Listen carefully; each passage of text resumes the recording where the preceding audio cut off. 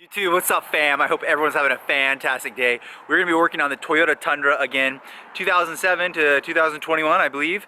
We're going to be doing how to install a third brake light, pretty easy. Got a nice beautiful sunny day, which I'm needing. Not too windy, it's just a nice day, perfect day for a project. So let's jump over to the 2007 Toyota Tundra. I got a CrewMax V8 5.7, lots of mods, let's jump over to it. Okay, so here's currently my Toyota Tundra third brake light. I don't think too many people come up here too often. I should have washed it one more time. I actually washed it 2 days ago, but what we're gonna do is we're gonna be removing this guy. It's online, I've seen YouTube videos, it seems a little bit, everyone's like, oh, it's difficult, it's difficult. It's not that difficult. So we're actually, the Toyota Tundra is really, really cool because the third, or the fifth window, I guess, comes down. So we're actually gonna roll this window down to access this. We're also going to remove these, but I don't think I really need to. So at this point, you can do that to change the bulbs. Let's just go inside and I'll show you how to reach the 10 millimeters that are behind here. Of course, swingbymitch.com. Look at that. Beautiful. Real TRD. Look at that. Looks perfect. Steering wheel badge. If you have a Toyota Tundra, Tacoma, 4Runner, this fits all the cowboy hats. Looks amazing. Here's a little window switch. How cool is this? Watch this. So then the window goes down. So now we'll have the window down. There's a little switch right there. Very cool. If you didn't know that, you have that on your Tundra. You do have that. Now that we have that open, we're actually going to remove the rear liner and pull it down so that we can get access to it. Let's remove the headrests. Okay, so once you have the window down, you'll put the seats down, roll them forward, you'll take the headrests off. So I guess you could actually just left the headrests on if you just pull the seats forward. I didn't think of that hard. There's these little push pins here. All you do is pull on them outwards, pull outwards, and they'll come out. Then you yank on the back liner pretty hard. That should release the lower part of the... We're trying to get to the cabin. Let me show you guys real quick here. We're trying to get to this cabin. We're trying to get that right there available. There's a 10 millimeter. So next thing we're gonna do is get this 10 millimeter out of here. Okay, so once you've done that, there's gonna be a little push pin up here. You'll just yank on it, on this little plastic, push it, yank it like that, and it'll release. You'll have a better view from this side. Now we got slack here. Now these little push pin right here, very common by Toyota, almost all of them. Man, I already cut myself.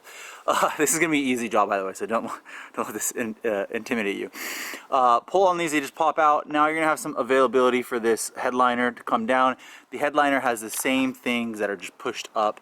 All we're trying to do is get behind that third brake light. So let's go ahead and do the same thing on the driver's side now. Okay, you're now in your truck bed. Now I saw someone buy this product online, and they were doing a YouTube video, and they're like, oh, I just gave up. Don't be a quitter. This is easy. This is gonna be like a 1 or 2 star. So get the 10 millimeter out, pop this guy down, put your fingers up here, and then you're gonna come down here and look. More little push pins. Okay, quite a few of them. I don't know, 4 or 5. Now my hand's able to go up behind here, and we're able to get the 10 millimeters. I can feel the 10 millimeters. You will not be able to see these. You're gonna have to use a little 10 millimeter and a ratchet wrench extension to come up into the back of this. It's very simple. So let's do that now, and I'll get the 10 millimeter bolts out. Okay, so here's the first 10 millimeter magnet. So I actually use this Craftsman wrench with the extended 10 3/8 ratchet, and it fit.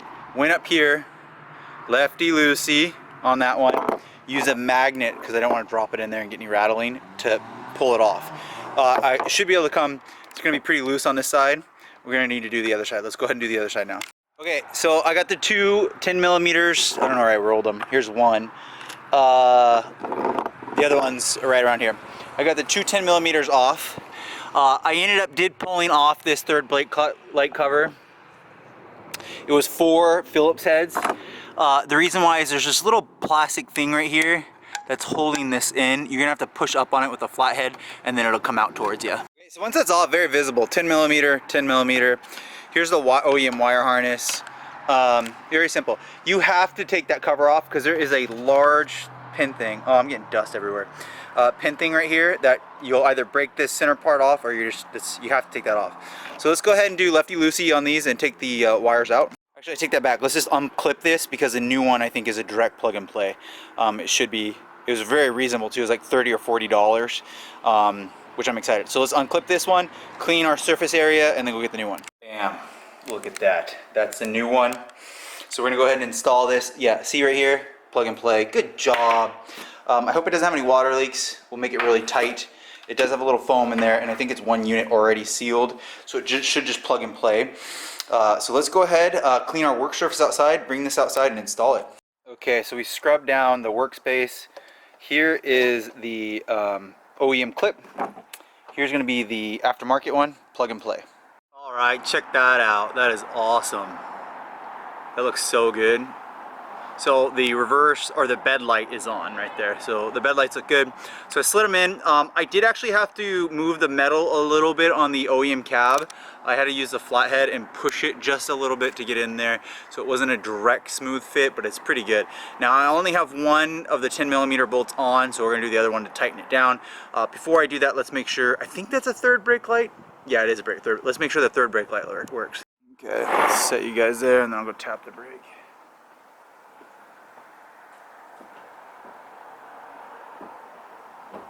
Okay, good. So I just watched the video back. It does work. So let's grab that last 10mm and button it back up.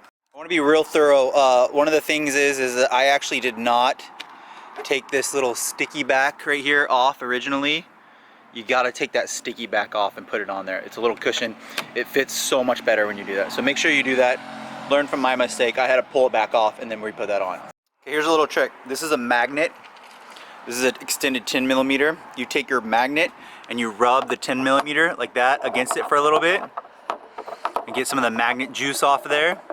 And then you take your 10mm. It actually sticks. Amazing, right? Okay, boy, that looks really good with the roof line there. The install is complete. We need to reverse steps. So first thing you're gonna do is make sure you have all your push pins, because one of mine fell out, for the headliner, and you're gonna push the headliner back up into its sweet home. Bam, just like that, we're done. Look how awesome that looks. So good. Perfect. Really, really good. Fits the taillights.